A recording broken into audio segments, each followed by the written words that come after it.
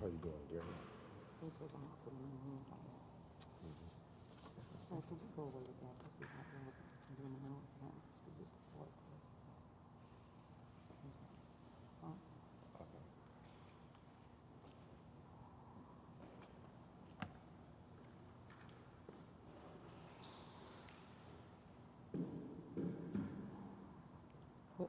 We'll just do it here. Just want to make sure that these,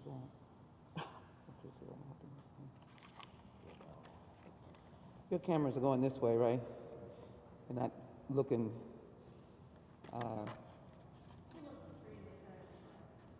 yeah, I was trying to go back on this side because you mind if we just go on the other side? Yeah, we're so sorry. Thank you. Let's start with it. I'm trying to. Let's move it together then. Okay. I asked Eric to move this. This is what I asked him to move. Okay, I'll move this one. I mean, I can't believe how. That actually looks good though, that shade on the wall. Put it in the center. Yeah, we normally put it right here.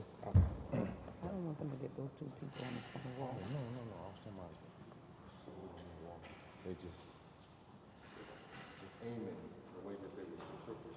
That's what it was right. I didn't hear you. I can tell you the way that they were angled, you were right. The backdrop. Move this up.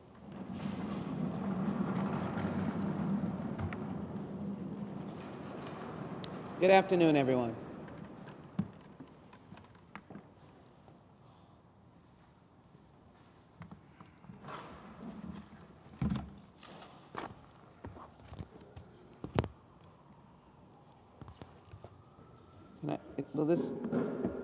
Can I move this?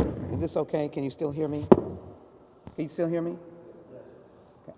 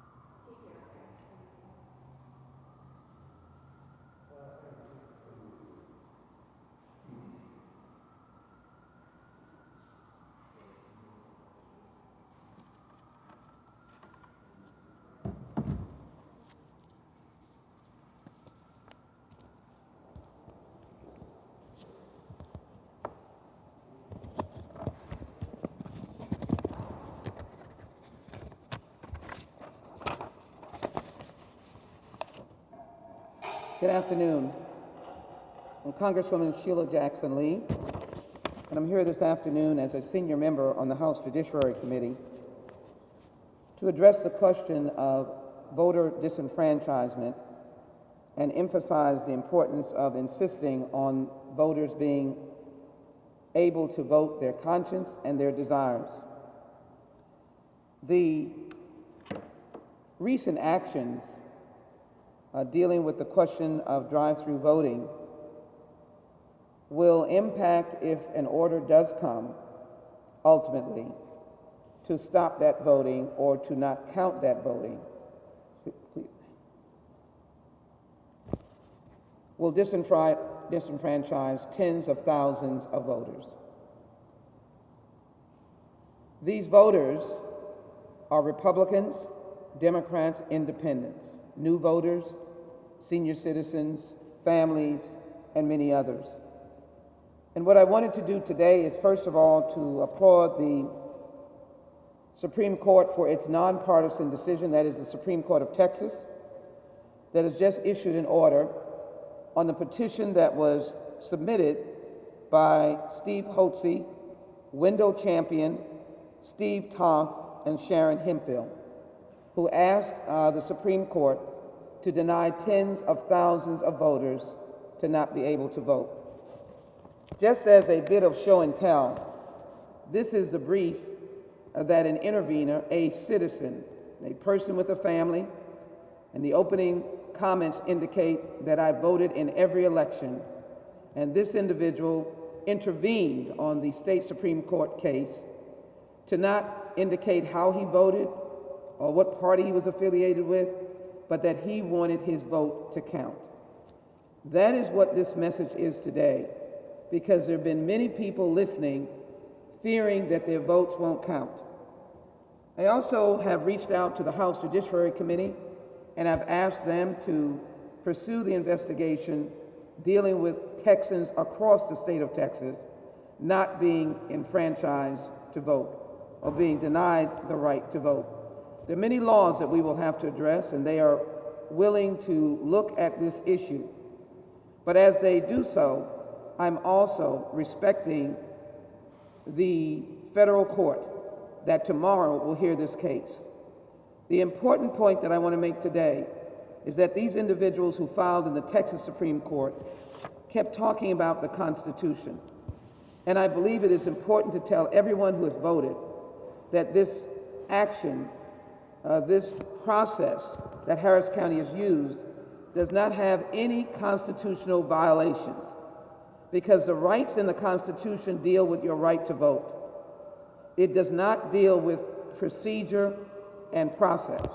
I think it is also important to note that the Secretary of State for the state of Texas said as early as the early vote, but in particular the vote runoff that we had in July, that drive-through voting is, I'm paraphrasing, is acceptable. So you have administrators in the state of Texas telling you that it is acceptable. But yet you have a petition that thankfully was rejected by the Texas Supreme Court. And so let me explain to you the election code. The election code mandates that a registered voter cast a ballot in a voting station at a polling place. If you look at the sites that have been established as drive-through, I don't want to get into the details of description. They are a voting structure at a polling place. And of course, the federal court will have to make an ultimate determination. But it's important to note that this Supreme Court of the state of Texas made a nonpartisan decision and dismissed the case. It did not even render an opinion. It dismissed the case, which now allows voters on this day to have their votes count. Tomorrow, we will be in federal court. That's what the Constitution is here for. And so the Constitution speaks to how senators and representatives are to be elected. And everything that Harris County has done meets the Constitution, dealing with places and times and manner of voting, directed by the election code, and the election code is written by the legislature of the state of Texas. So there is no violation there. Let me proceed. In addition, there is the amendments that deal with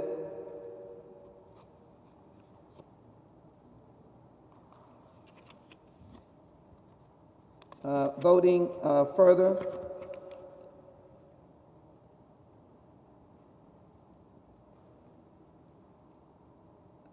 Under the 15th Amendment, the right of citizens of the United States to vote shall not be denied or abridged by the United States or by any state on account of race, color, or previous condition of servitude.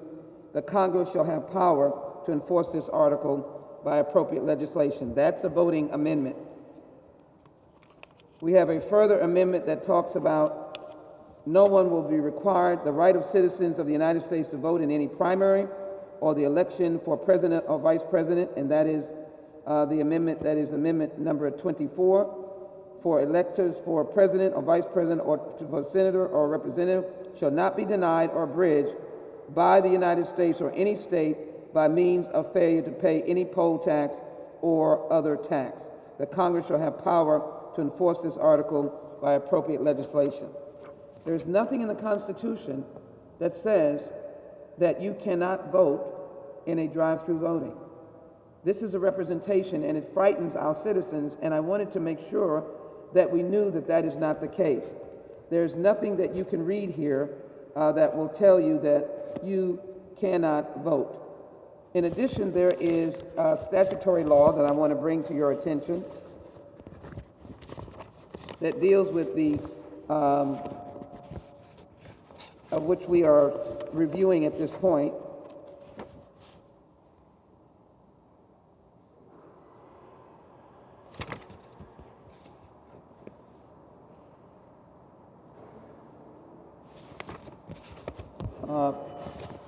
Excuse me for just a moment. The statutory law indicates that it is criminal to interfere with anyone's right to vote. It is 18 U.S.C. 241, which criminalizes any conspiracy to injure, oppress, threaten, or intimidate any person in any state, territory, commonwealth, possession, or district in the free exercise or enjoyment of any right or privilege secured to him by the Constitution or laws of the United States, which makes it a crime for a person under color of law, statute, ordinance, regulation, or custom to willfully subject any person in any state, territory, commonwealth, possession, or district to the deprivation of any rights, privileges, or immunities secured, protected by the Constitution and laws of the United States.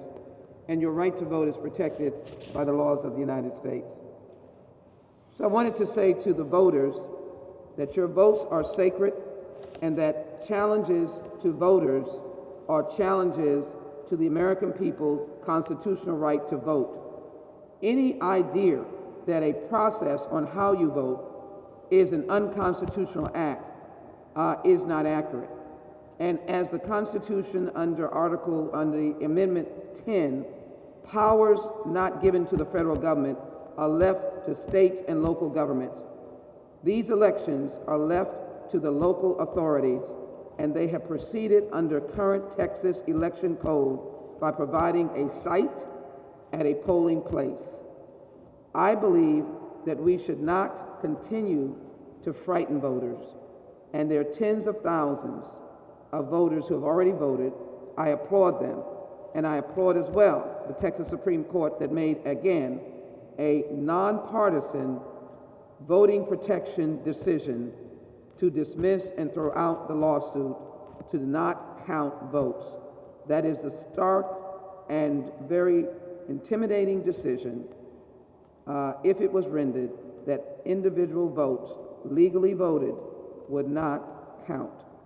And that is what the House Judiciary Committee will ultimately be reviewing, but I hope that their review will be one where they are able to applaud the quiet, legal, and thorough voting that will be allowed for all of those in Harris County. There's one final point, that if you have a county that is going to be treated differently from other counties, then you have a form of discrimination. Our local elected officials, reviewing all of the options and COVID-19, made thoughtful legal decisions approved by the Secretary of State, and therefore we should accept that process and clearly encourage voters to go out and vote on November 3rd if they have not yet voted. Go out on November 3rd if you're not yet voted, and you will be protected in your right to vote.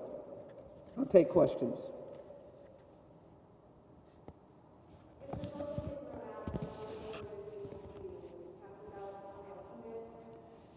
I don't want to speak for the local officials who are, as the scheme or the structure of voting is, it is all left to local election officials under the state law, and the Constitution says that we in the federal government don't interfere with that, and the Constitution doesn't interfere with that. They will make that decision accordingly. We're hoping with great enthusiasm that the decision that was made by the Supreme Court is a thoughtful decision, and the decision was without an opinion. It just simply threw the case out. And we are only 48 hours away from November 3rd, which is the last day for voting. And there is something, this is my interpretation, called irreparable harm. And it would be a question of whether or not these voters would be irreparably harmed if they had to have another process for voting, particularly when they voted legally, showed legal documents, and voted appropriately according to the local authorities, and then they would have to have what we call a do-over. I don't think their rights would be protected, and that's what this particular citizen who offered his own brief said, that he'd been a voter every year. He'd done it. He'd handed over his identification and everything they asked for, and he's asking to allow his vote to be counted. He represents tens and tens of thousands of people. He was astute and submitted his brief as an intervener to ask that the case not proceed.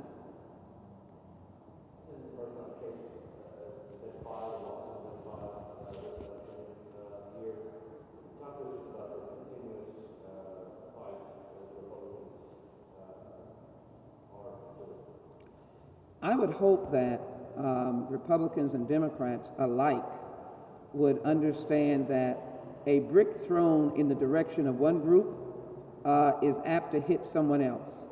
And as I indicated, as a senior member of the Judiciary Committee, our task is to ensure that there is unfettered application of the law and that everyone is equally treated. In this pool of votes, which we cannot discern, we couldn't call out a certain name and say we know how this person voted, but we do know that Republicans, Democrats, by the very nature of voting in this community, Republicans, Democrats, Independents, and others have voted. And therefore, the idea that voter suppression belongs or hits one group is inaccurate.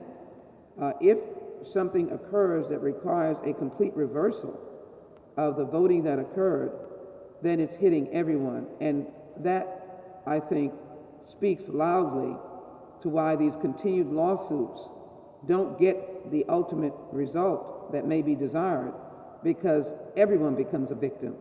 And I would hope that the focus should be on everyone voting and the final count. We know on November 3rd there will be questions raised around the nation on voting. We will have to address it in the Constitution. And the Constitution leaves the voting to different states.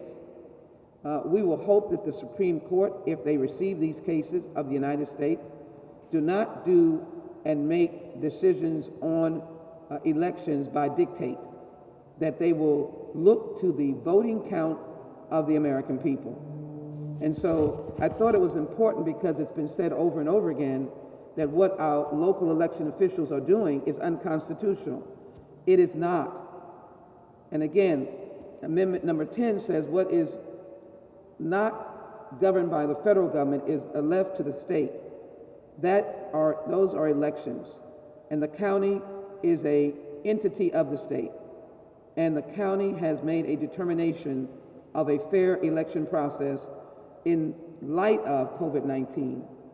And if you look at the numbers, which I said includes every party affiliation, looking at where people have voted, you will see that a large number of women have utilized this, maybe out of the need for safety, out of COVID-19, but it would be certainly a question of why you would want to deny this myriad of people the right to vote.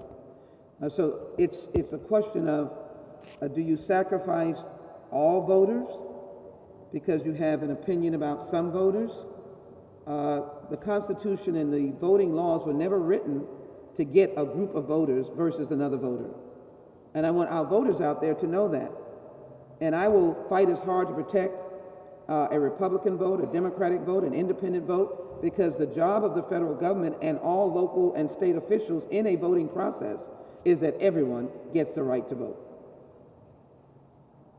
And under the 14th Amendment, just another one, it indicates that you are deserving of equal justice and due process. That is part of your due process, is the right to vote without obstruction. And those people who chose drive-thru, that was their choice to be able to vote unfettered, without obstruction, and without fear. And I think that is really the most important point.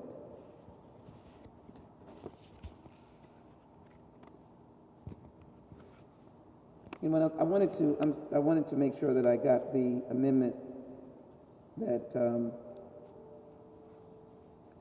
this is Amendment 10. The powers not delegated to the United States by the Constitution or prohibited by it to the states are preserved to the states, respectively, or to the people. And so what you can count as power that is derived from the Constitution to the county, they can represent the people. So if it is not specifically the responsibility or governance of the federal government or the state, then the power goes to the people. And if the people decide that they are comfortable with, or that they are able to legally use processes, even to include the multiple units that have been shut down for mail ballot. But of course the county adhered to that executive order, but they are allowed to make different processes for people to vote, and it's not blocked by this Constitution. And that's what everyone is saying, and I thought it was very important so that people will not be fearful that they're violating federal law. They're not. They are not violating federal law. And what I would hope is that we could work together as Americans to be able to note that every vote is counted. And we've often, the thrill of running for office is to see what that final count is on Election Day. And we as a nation have always accepted it peacefully and respectfully. And that's what I expect for us to do today. And I wanted everyone to understand they have laws that will protect their voting rights, and that it is criminal under a statute to impede anyone's voting, no matter where you are, legally voting. And then the Constitution protects you from voting. It doesn't prohibit you from voting.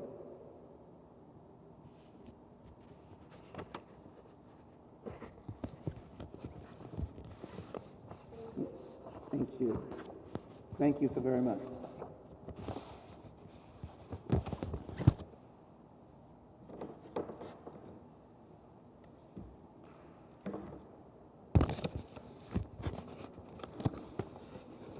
Everybody got their questions answered? Yep, okay, thank you. Could you hear it? I'm sorry, I had this on top.